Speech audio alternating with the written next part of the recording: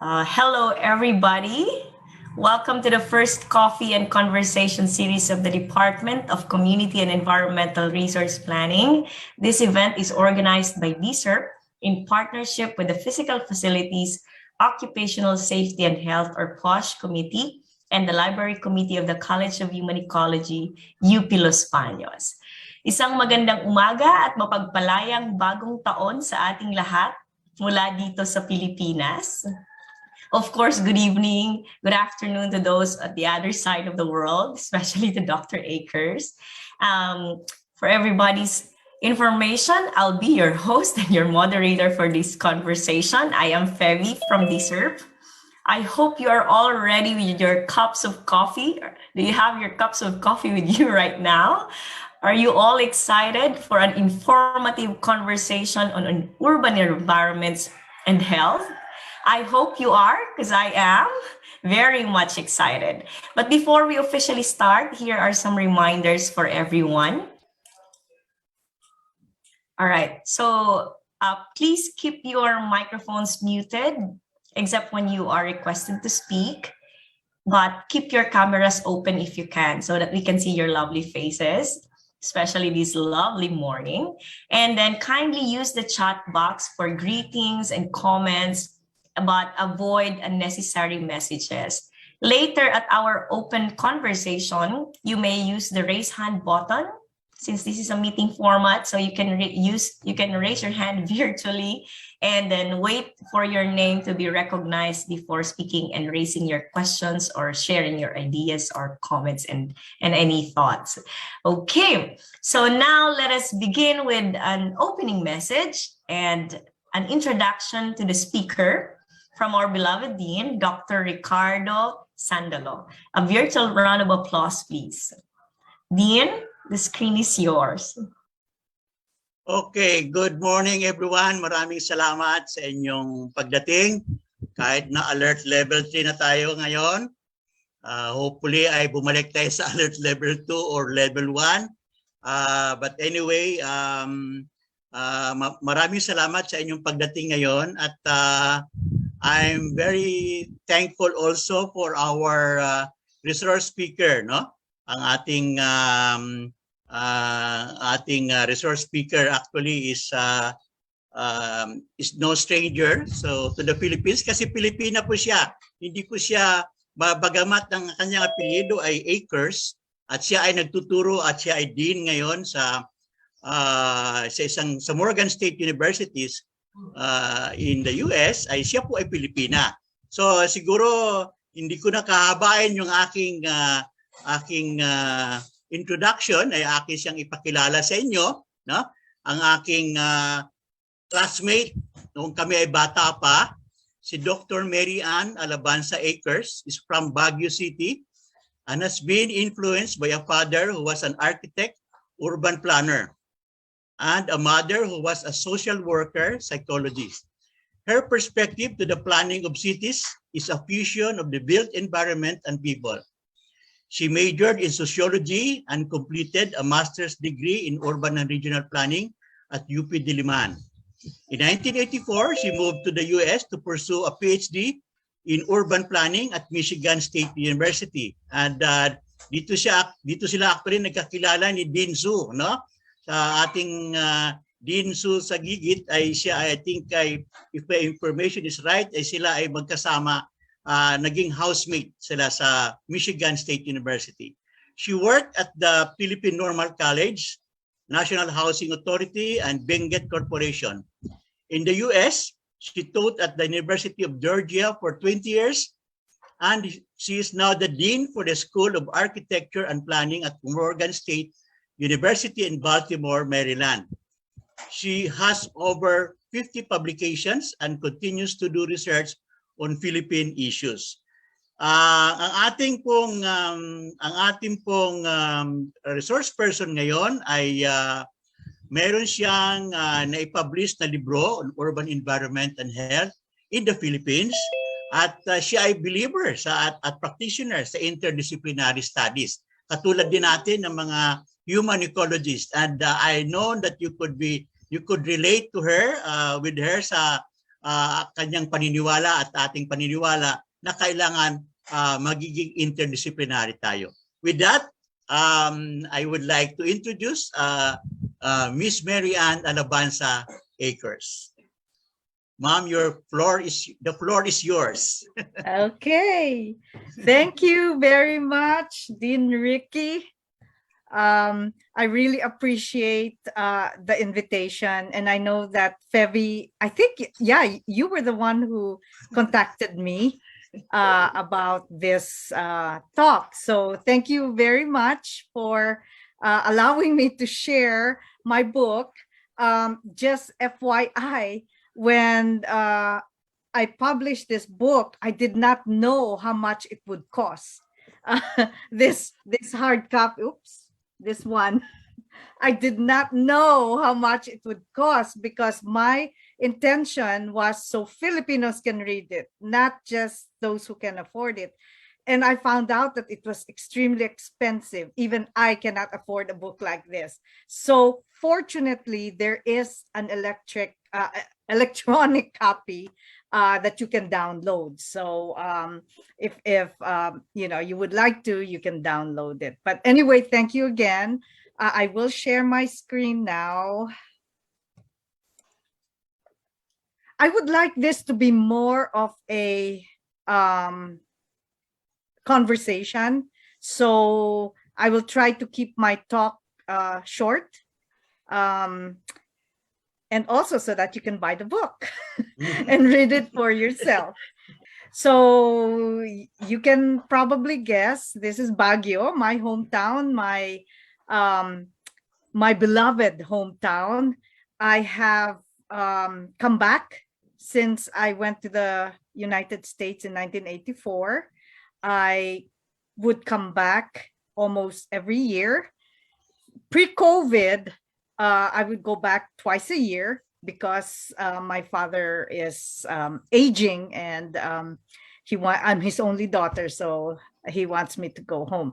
I have not gone home for since 2019, June of 2019. So I really, really miss the Philippines.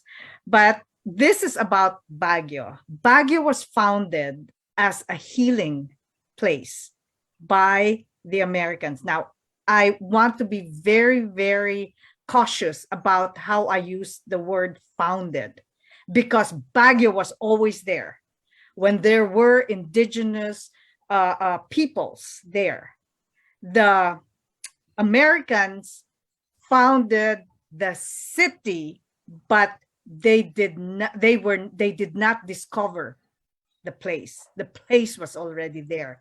And I will talk more about how we should really decolonize our way of thinking about our colonizers, particularly the Americans, because they have really made an impact on our colonial mentality. Anyway, I'll just use so that's the book, Urban Environments and Health in the Philippines, a retrospective on women street vendors. The reason I decided to focus on women was, aside from a lot of the vendors were predominantly women, at least 80 to 85% were women, there are not very many publications on ordinary women who really contribute actually to the economy of cities. Acknowledgements, I just want to acknowledge, of course, UP College at Baguio. They had the Cordillera Studies Center where every time I would go home to do studies, I would hire their researchers. Not only that, I did teach at UP Baguio before I joined the National Housing Authority. I would also like to hopefully, if not if, but when Dean Ricky would sponsor or host me as a Balik scientist, I would be very, very happy to have my home base in UP Los Baños. So hint, hint. So why was I interested in street vendors? When I was 2 years old, we had several places in the markets. My mother manage a stall, a souvenir shop, on top of her work as a social worker. And so at 2 years old, I remember following, well, this was the story. All I remember, and I'm going to tell you what I remember. The story was I followed our sales girl out of the store, and she didn't know I was following her. So after several minutes, what I remember the most is that there were so many colorful things around me. There were different noises and sounds that I was so intrigued. And when I noticed that I lost her because she didn't know I was following her, I started crying. And I didn't know where I was. I got lost. And then there were street vendors, sidewalk vendors, women vendors who noticed me, and they knew that I was an Alabanza, my mother's daughter, because the close relationships of people in the market is something really very, very commendable. So they knew I was the Alabanza little girl. So they took me to my mother. But that memory really struck me. And oftentimes when we see street vendors, we treat them as if they're hazards. They're like this. There were many, many stories in the past where even in Manila, for example, they would burn the goods of the vendors, and they would treat them as if they were a nuisance. They were a nuisance rather than they are essential in our economy, particularly our local economy. So since then, I was always interested in street vendors. To me, they were they saved me because they saw that I got lost, or I don't know where I would be by now if they didn't find me. So, so this is the longitudinal study of street vendors. It started in 1999 and went on to 2009. And every year that I went home, there would be layers of the different areas of research. So the first was socioeconomic conditions. And also I wanted to just look at why do they locate where they locate. And I found out, for example, that street vendors don't stay there for good. The street vendors also have a stratification. Those who have been in street vending for a long time, they have the choice location. And then in 2001, I had another study of vendors, and most of these vendors were almost the same vendors with formal businesses. Oftentimes, vendors, for example, if they had goods that were too heavy for them to carry home, they would establish a really good friendship with the formal business, and the formal business would agree to take care of their goods during the night and store it in the store. So again, that relationship. And then health conditions, air quality. We also studied their air quality. We had a few students from the University of Georgia who actually carried our monitoring air equipment, heavy equipment. And then the health conditions, where we took 10 selected street vendors. We selected them randomly, but in specific areas. And we actually had their biometrics done in a local hospital, and then continued street life and vendor behavior. Again, the good thing about this multi-year study is we use different methods. We had surveys, we had photo documentation, we had site analysis, we measured the sidewalk. And in Baguio, because it rains a lot, every afternoon during rainy season, we even measured the sidewalk, because oftentimes, because of the hills and the mountains, the water would, if your sidewalk is not that the height of the sidewalk is not that tall, water will spill over into their vending places. So we even studied that. We measured the sidewalk. Not all sidewalks are created equal. There's some sidewalks that are wide, some sidewalks that are narrow. So we did all that. And then, of course, informal observations of just walking the streets day in and day out at night as well. So that's what we did. A total, I would say, a total of about 400 plus vendors were interviewed and were surveyed. Okay, so I am glad that I didn't write this book immediately after collecting the data, because if I did that in 2006, the result, and I highlighted this from the book, the result would have been merely a published document devoid of thoughtful insight and cultural meaning. But this book now reflects my own voice that are seasoned by time, age, and experience. I don't know with you, but there are times that when I read a book, and it's your typical research book, where it's so, how do you say this, rigid in the structure, it's so structured, I fall asleep. And I'm glad that I didn't write this immediately after, because my book would have been like that. It's like, okay, here's the theoretical framework, here's the methods, here are the results, period. Not much reflection. This book, I'm glad, again, as I mentioned, is devoid of that. It's deeper. So again, buy my book, the digital version. So there are two concepts here that I would like to share. Transdisciplinary research, which is different from interdisciplinary, and I'll explain the difference. And then decolonization.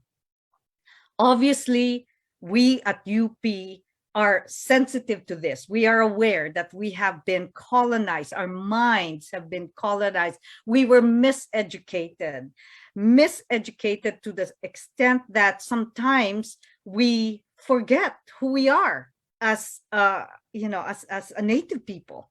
So this book has helped me, and I will talk more about the decolonization process.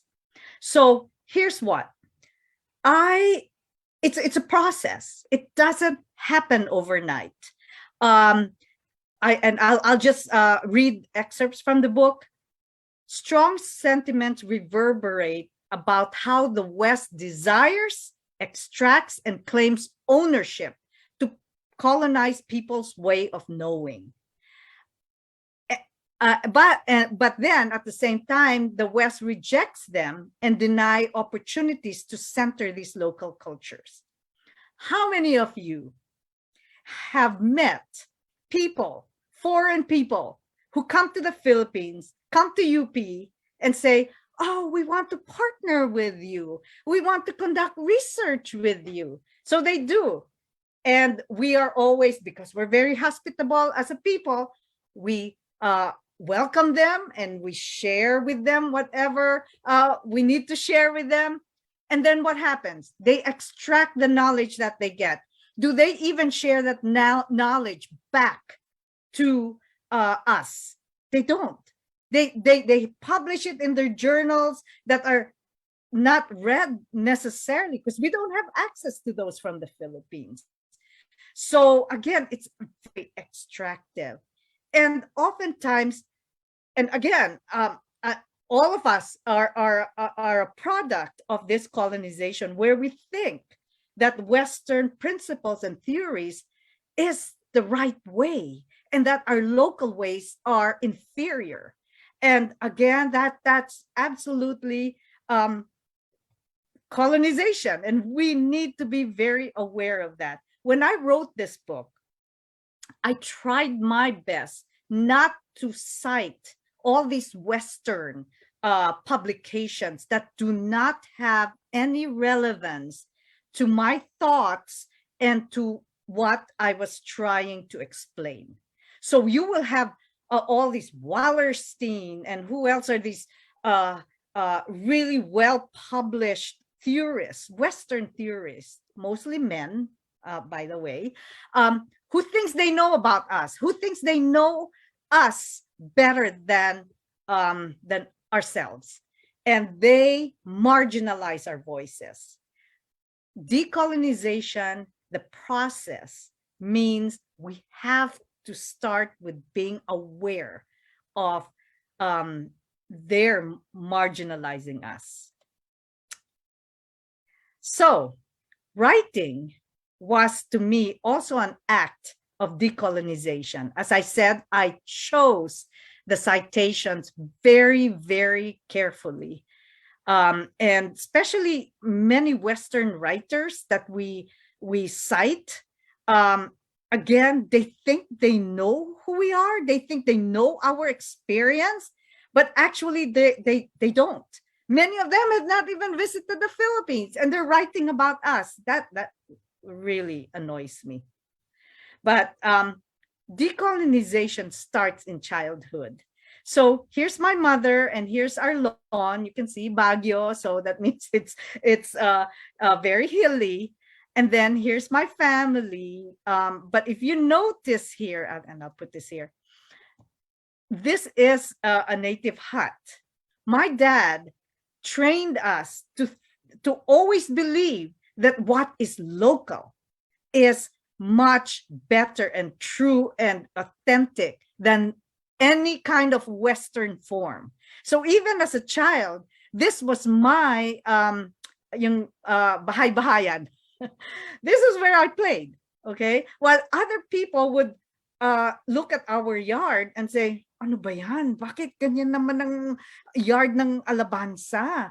Ang daming mga nipa hut. We had 3 nipa huts, one for each of the children. And they would put down these nipa huts as if it's not supposed to be, a play place for or a playground. And then I only realized this later on. If you notice the painting at the back of my father here in the wall, it's again very authentic Filipino. And I just recognized that after many, many years. In fact, just several years ago. Wait, it started young because my dad and my mother, although they were educated here, because that's what the Americans did, they had Filipinos come to the United States to learn and then go back there and start departments, start schools and things like that. That's one way of imperialism. Again, now I don't want to be also too critical because I am a product of that. I am living here. But as long as I'm aware and as long as I know that not everything American is better than Filipino, I think as long as you reach that point, you'll survive. So here is a book that's very important. Brown Skin, White Minds. Very, again, colonial mentality. We are taught that America, the West, anything that's European and white is much better than brown like us. In the Philippines, we have colorism, where if you notice our concept of beauty is if they are fair. Look at all our actresses and actors, they're fair. And if you're kayumangi like me, they would say, hindi siya maganda or whatever. Kayumangi siya or whatever. I know that because I grew up like that. When my mom was very fair, you notice in the picture. That's colorism. That's colonial mentality again. So decolonize your mind. It doesn't happen overnight, but as long as you are aware that our thoughts were shaped by foreigners. So let's be very careful about that. Even the way that we look at cities is very, very Western.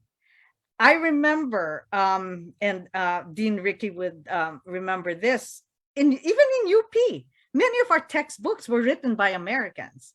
And so the way that we read cities has been very westernized. If you look at these two pictures, the way that we'll say, the way that we read this is, ano ba yan? Ang gulo-gulo naman yan. Bakit? I mean, look at all those signs. There's no what's this? There's no system. It's so disorderly, walang order. What's that? There are street vendors on the street, on the sidewalk selling different things. That's the way we were trained to look at our cities, that it's got to be clean. Well, obviously it's got to be clean, but it almost has to look like a Western street in order for it to be considered a nice urbanscape. Here's another example of Asian streets that are yeah, this is in Quiapo, I think. Yeah, I think so. When people from the West come here, they say, "Oh, the streets are just too messy." That's the way they call it. It's messy. It's messy urbanism. There's even a term, messy urbanism. Things like this, you would, very, very local, but the way that we read this is, bakit wala silang, I mean, why is it that they have to color the court? And to me, that's very creative. And if you notice the banners that are up on the street, again, that's what makes our streets authentic. We should not always put these types of urbanscapes down and say, oh no, it has to look like Makati. It has to look, very pristine and very orderly. We need to be careful about that. When we look at these spaces like Global City, we say, oh, yan ang maganda. Yan, that is our standard. It has to be like this. Now, I agree that there are some urbanscapes that are nice, but they have to reflect the local culture. They have to reflect the local environment. I consider this okay because the trees are, local trees. They are native to the area.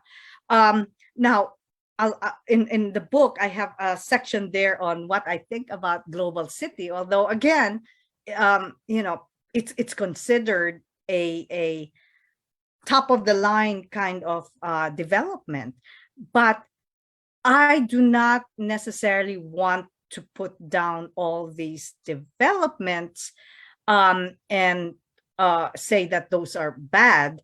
But I think a middle ground should be reached here, especially for those who are designing urban places. And I have a term in the book called glocalism, where you blend the reality that we are part of a global world. But as long, again, as these spaces reflect the local environment. Here is a nightscape here, if you look down here. When you look at that could be anywhere. That could be in Miami, Florida. That could be anywhere. That could be in California. So what makes that different? What does that reflect of Philippine culture here? That's my point, is let's have glocalism, but we have to center our local culture.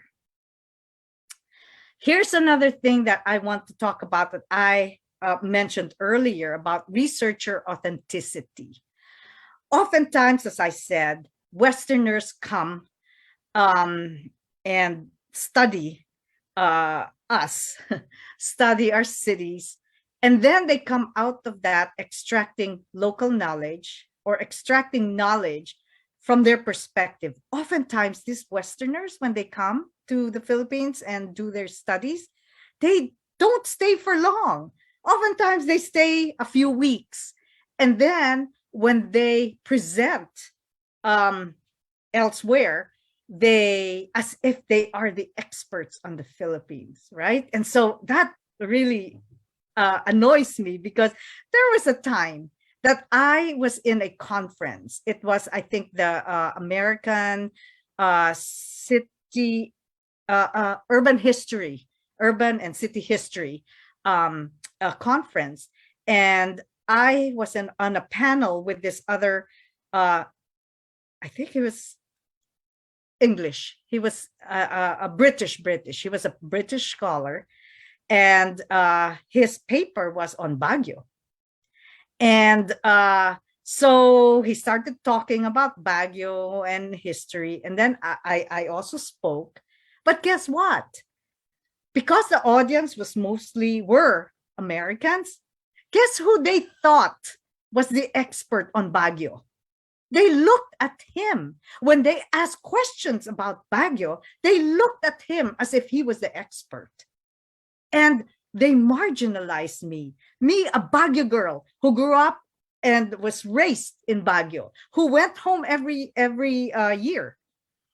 And I had to be very direct and blunt that, and I brought this concept of research authenticity, that a researcher off the place has better agency to tell about the place than somebody who has just been there for several months. He was just there for several months. And so that's, again, colonialization, where they think because you're a white person that you know better than the brown person. Let's talk about transdisciplinarity. So you know about disciplinary or disciplines, where you have separate disciplines, multidiscipline studies where you have and you interact every so often, and then you have interdisciplinary where there are overlaps of your different disciplines, and that's what happens a lot in academia, this one. But transdisciplinary studies is when you really blend the disciplines, that a new theory or a new way of thinking, a new concept is born out of this interdisciplinary work. It is, and it takes time. It doesn't happen overnight. It's like when you a stew takes a long time before it really all the taste of the different ingredients come together. That's what transdisciplinary is. And that is a higher level of engagement than interdisciplinary. So in the study, these were some of the research areas: health conditions. I mentioned street culture, air quality, all that, street behavior and site conditions. And then also the different methods, case studies, behavior tracking. We actually, as I mentioned, site documentation. That's the stew. Sarap, no? It's, you have your carrots, your potato, celery, ganyan. But it takes time for it to really blend in. That's what transdisciplinary is.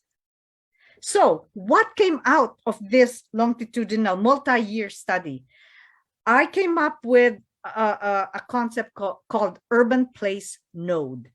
The term urban node came out of the transportation discipline.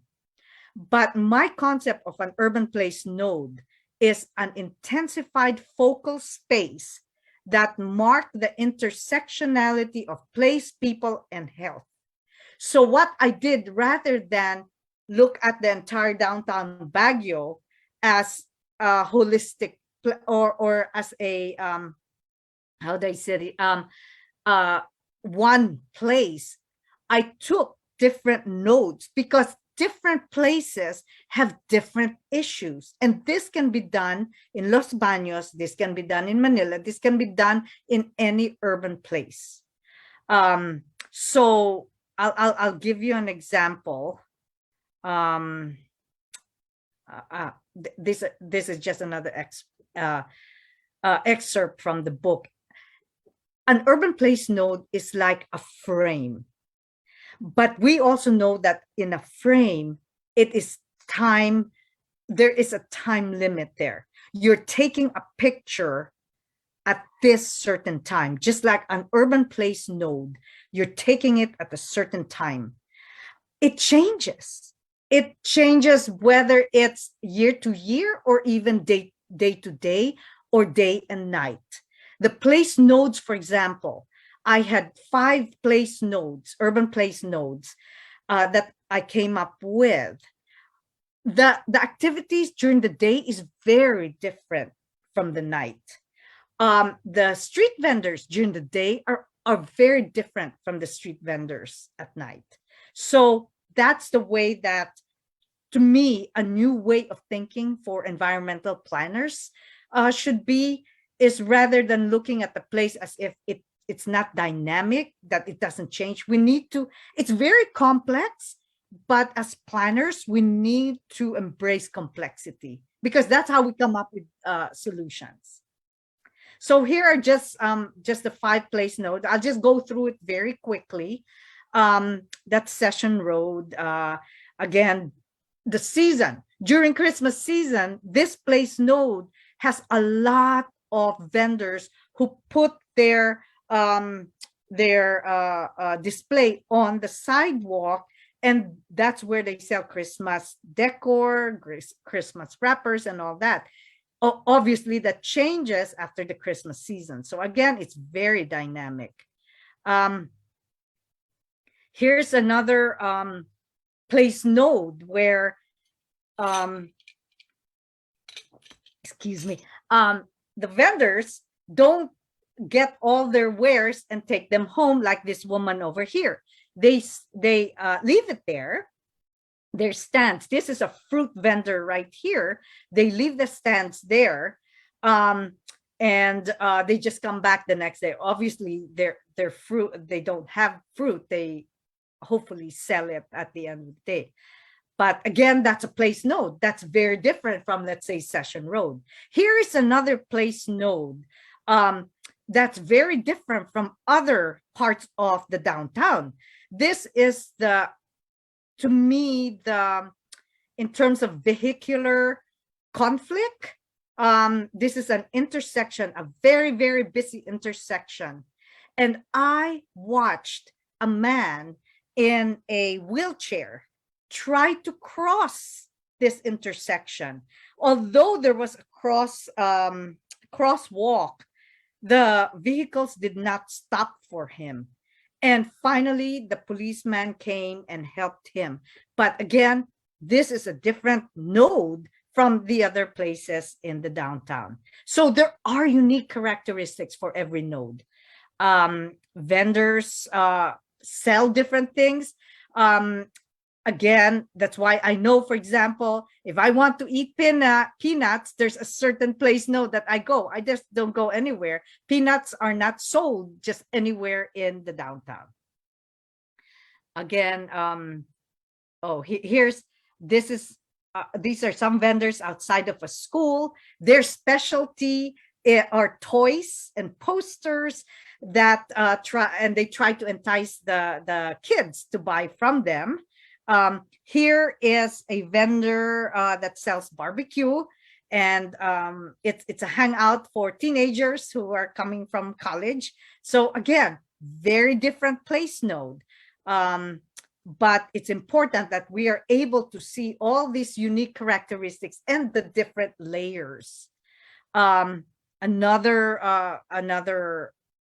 place node here where this woman sets her, these are, I think, socks on a very steep incline of a street. And you know what? It also, again, in terms of health, we noticed that vendors who were on this street complained of skeletal and muscular difficulties. So again, even health, the health depends on the place node. Garbage, look here, another place node. Vendors who were close to garbage had different diseases as well. They had more of intestinal illnesses. Again, we're talking about different place nodes and how, as planners, we need to look at the uniqueness of these different places. Oh wait, I forgot. Okay, so carrying capacity was another concept. How do we know when there are too many vendors? How do we know when there are too many cars on a street? Obviously, when you have air quality that it goes beyond a certain threshold, you have reached your carrying capacity. If you have sidewalks, this is not a good example, but this is a light sidewalk. I would say light volume sidewalk. But if you have sidewalks that are filled with vendors, that they push pedestrians over to the street and there is moving traffic, you've reached your threshold, your carrying capacity. And you have to look at it again by urban node. Also, the inclusive local economy, it's important that the informal sector be considered and not be squashed. Oftentimes in many global south, third, I don't want to use the word third world, global south cities, they get rid of street vendors, but guess what? They come back again because it's their livelihood and we should be able to embrace them. Health, street level health pods. In the book, I suggest that like nursing students and medical students, why don't we use them and help them have stations on the street that would like even just do the how do you call this, blood pressure for pedestrians or even for vendors. It's important that rather than look at health centers as the place of for health interventions, we need to go to the streets where the people are. And I think this is a unique way of ensuring that health goes down to the street level. We need to green our urban places more. Here is, I've not been here. This is Singapore.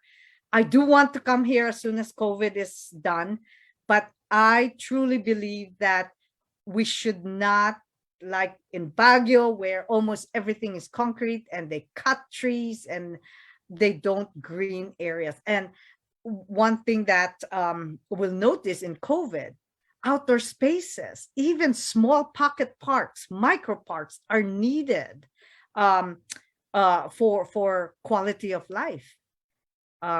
So, okay, that's just in a nutshell what the book is. And if you have any questions, I know that there were a few questions that were asked at the, I think, wait, I think I had those questions. Wait. Yes, doctor. We have questions from the pre-registration. Yes. Would you like me to read some for you, Dr. Akers? Sure. Yeah, Sure. so at this point, we are now opening our conversation to our participants. So if you have any thoughts in mind, you are free to raise your hand virtually or maybe send us a message. If you are a little shy na magsalita, pwede naman po, and we will read it for you. For those who are streaming via Facebook Live, you can chat your questions or your comments or anything you want to send to Dr. Akers, and we will also accommodate those messages. So one of the questions, Dr. Akers, from the pre-registration, or I think this is some sort of a comment as well and a question na rin. This is from Sir Rivera. It would be nice po if we could hear some quote unquote easy slash affordable fixes slash ideas that communities could implement on their own in their respective blocks or neighborhoods to improve their healthiness or their health. So do you have any recommendations or maybe thoughts on how do we make this community self-reliant but localized yung actions po nila? Yeah, yeah. Okay, yeah. So I thought much about that. And I think there is also a question, I think two questions after that about municipal governance. But that's a very good question because really our solutions should be localized. And that's again the concept of the urban place node, where in one barangay, your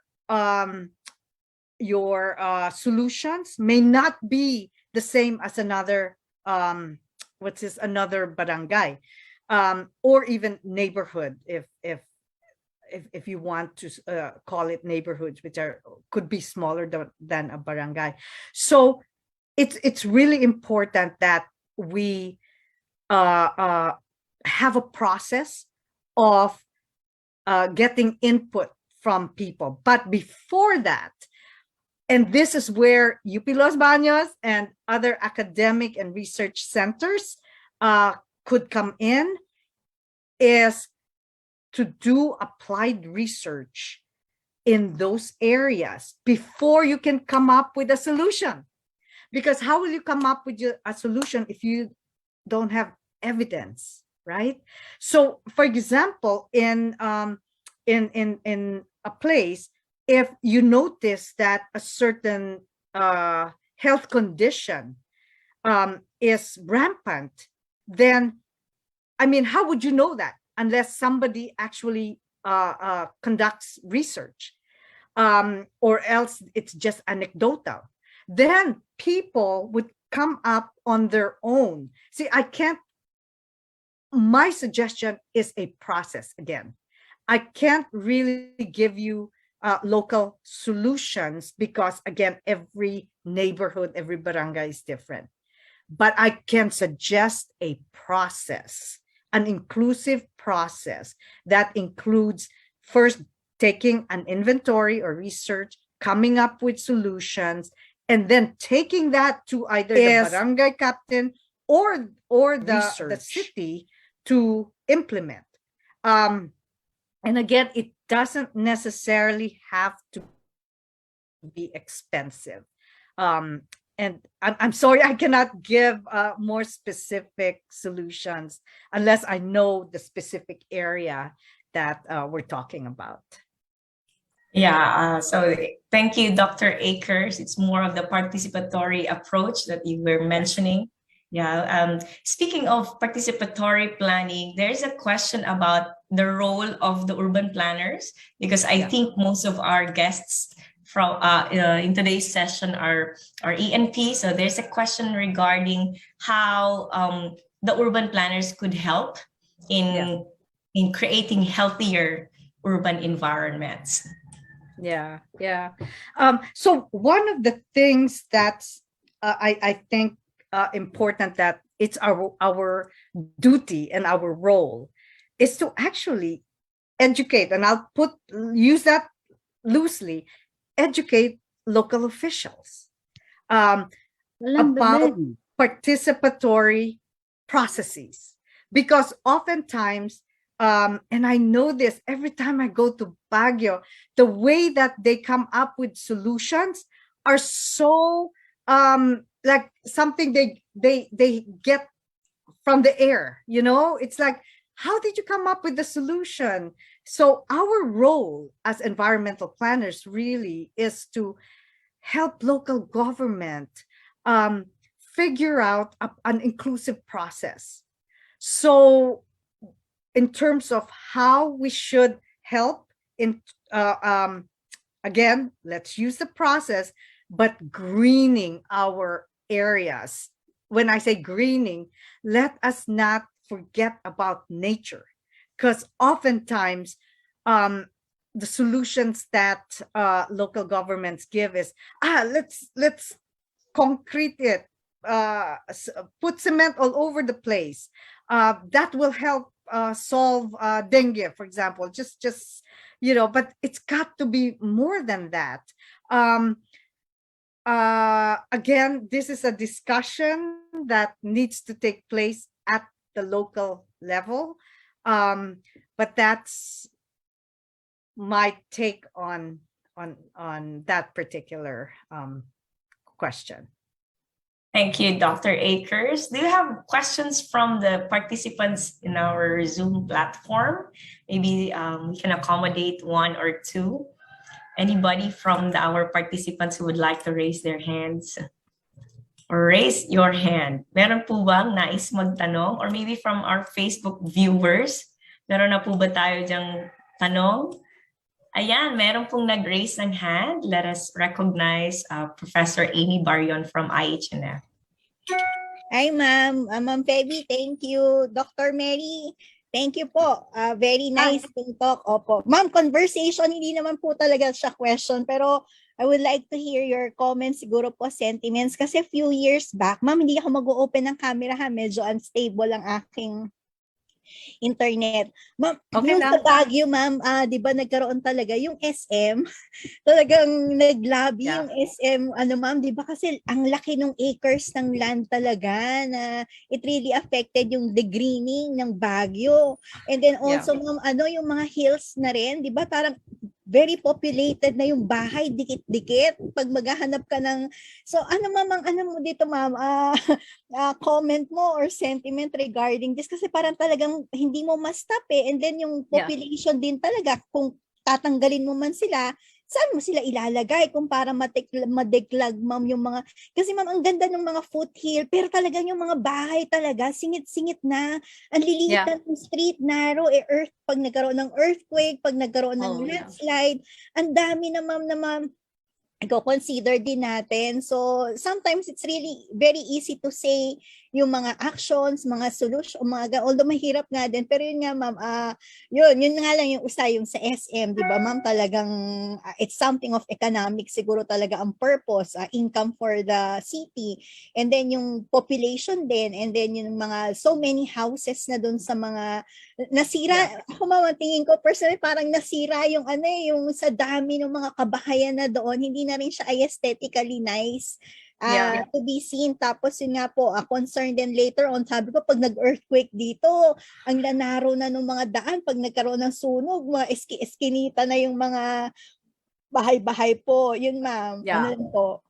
And I totally agree with you in terms of Schumart. That was an economic decision, but the trees that was a historic hill. That was where Pines Hotel was again, that was a historic landmark that they totally because also of the earthquake and all that.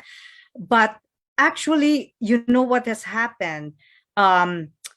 It has, in terms of the Schumart, and these again are the big conglomerates.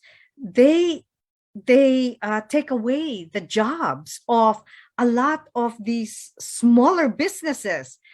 Now, when people want something, they don't go to the market; they go to SM.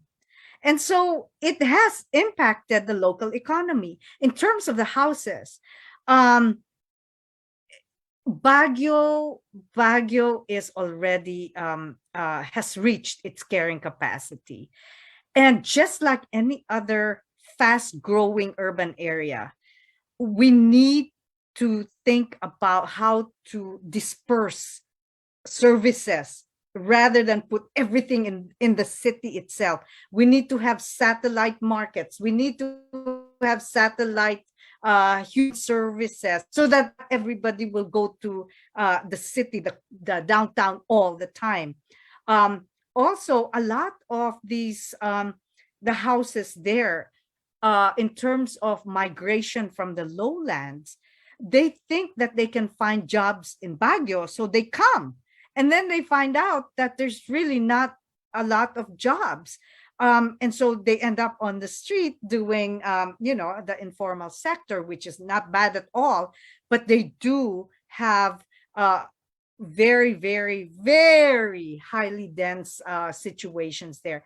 And unfortunately, the city, I think, does not have um, um, the strict regulations. There's no enforcement.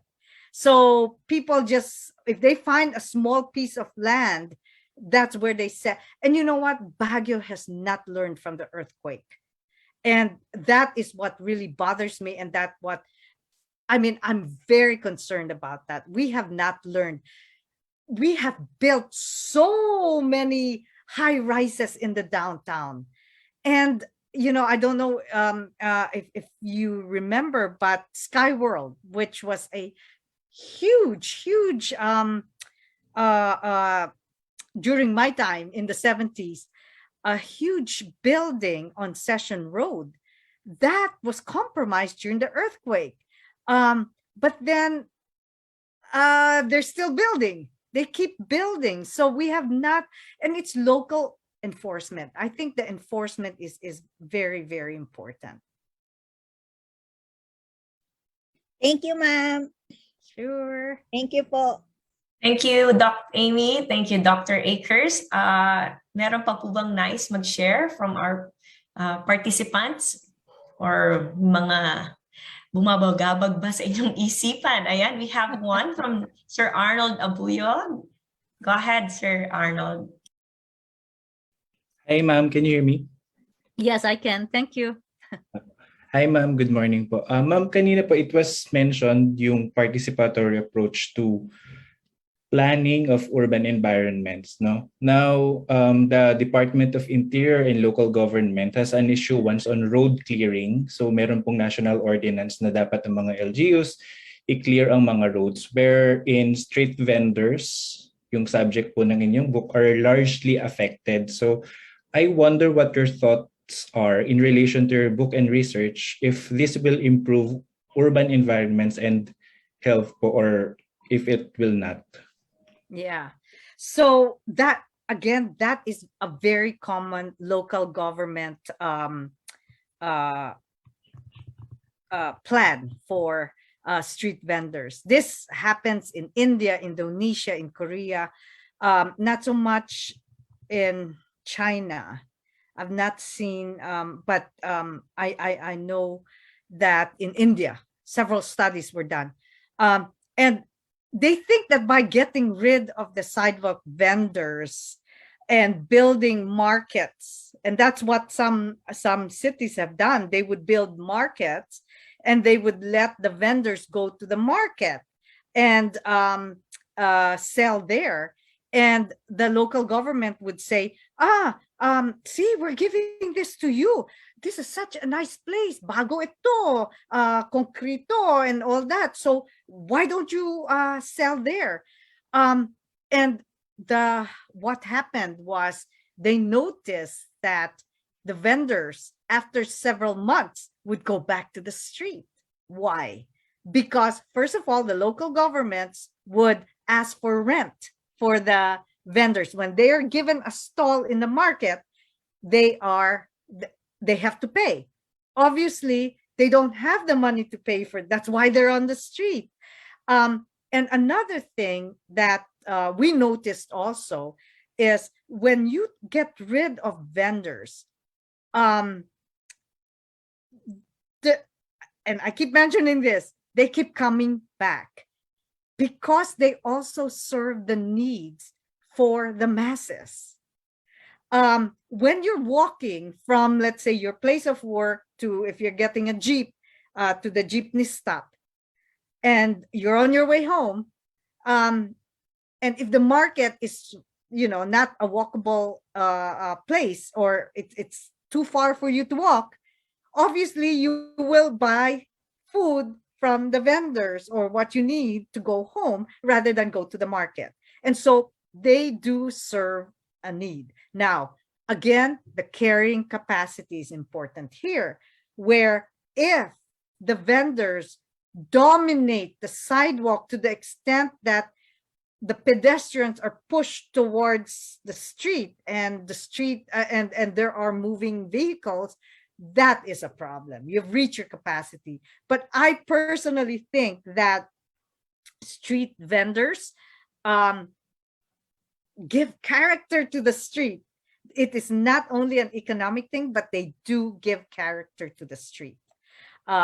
So again, it all depends. Yeah, okay, I see that.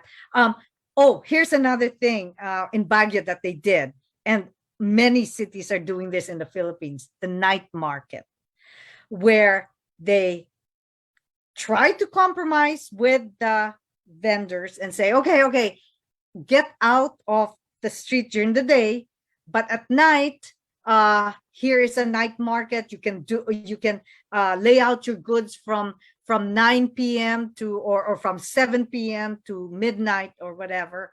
And personally speaking, again, just talking to the vendors, that was not a good solution, because that's at night. Many of these are women, and they don't want to be in the night market from 7 p.m., although they do stay in the streets till about 9 o'clock p.m., but they don't want to be there till midnight. And not only that, again, they had to rent a tent for them to be able to sell in the night market. Again, we have to be very careful about solutions of just getting rid totally of all the street vendors. All right. Thank you so much, Dr. Akers. There's actually another comment from the chat. In Thailand, they allow street vendors for a specific day and time, according to Ma'am Sharon, parang compromise between formal and informal economies. And I think that is what Ma'am Marian is pointing out, that we really need to talk about it first before we decide on things such as this, getting rid of our street vendors. Okay. For the interest of time, we can accommodate, I think, one more question if there is still a pressing concern from our participants. Meron pa po bang bumabagabag sa inyong mga puso na nais nyo nang ilahad sa araw na ito? Ito na po ang inyong pagkakataon.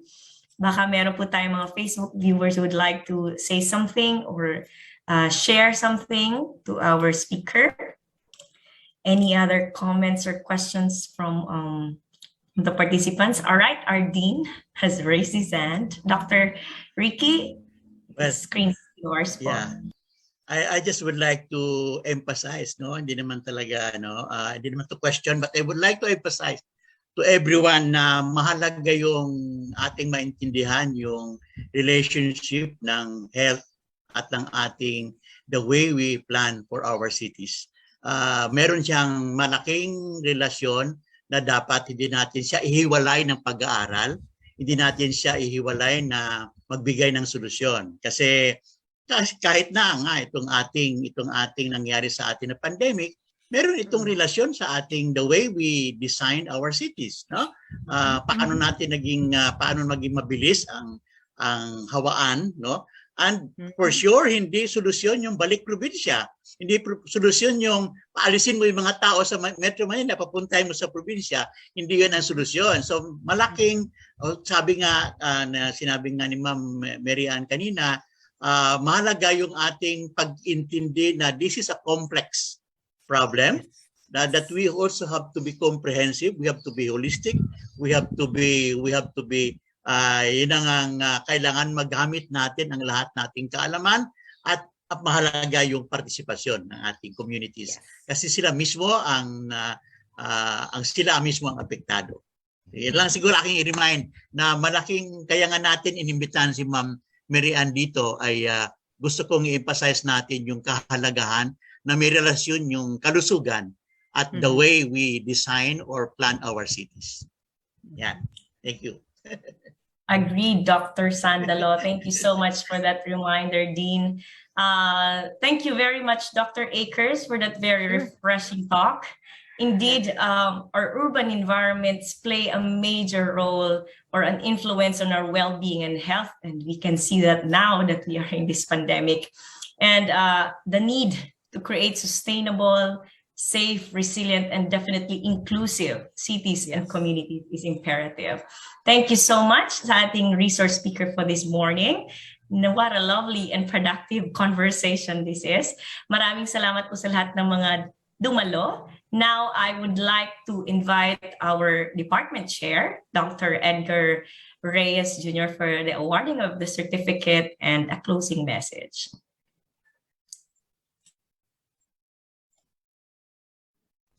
Good morning to everyone.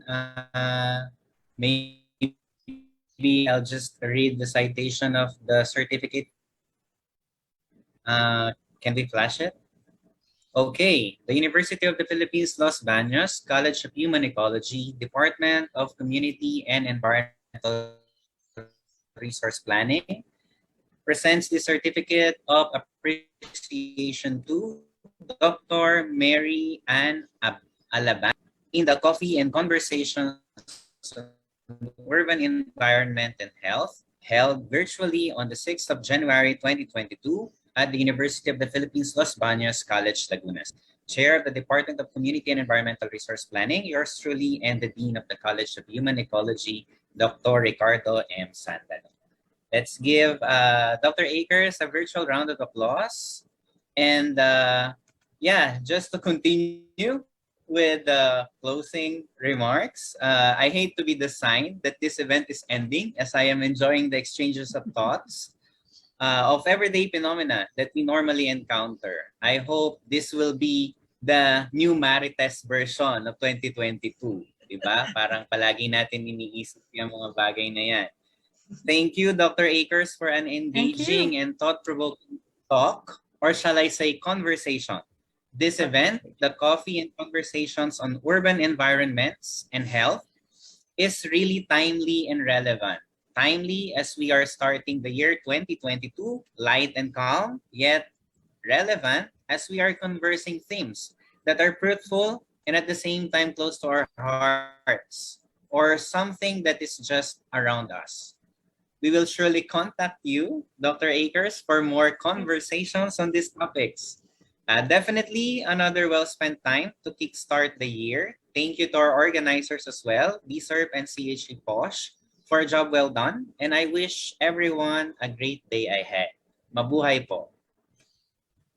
Maraming salamat, Dr. Edgar Reyes. Maraming salamat po muli. So maraming salamat po muli at on behalf of the DSERP family, on behalf of DSERP, of the CHE POSH and CHE Library Committee, thank you very much, Dr. Akers, for gracing this event. I know it's a little late at your time zone now, kaya we cannot hold you a little longer.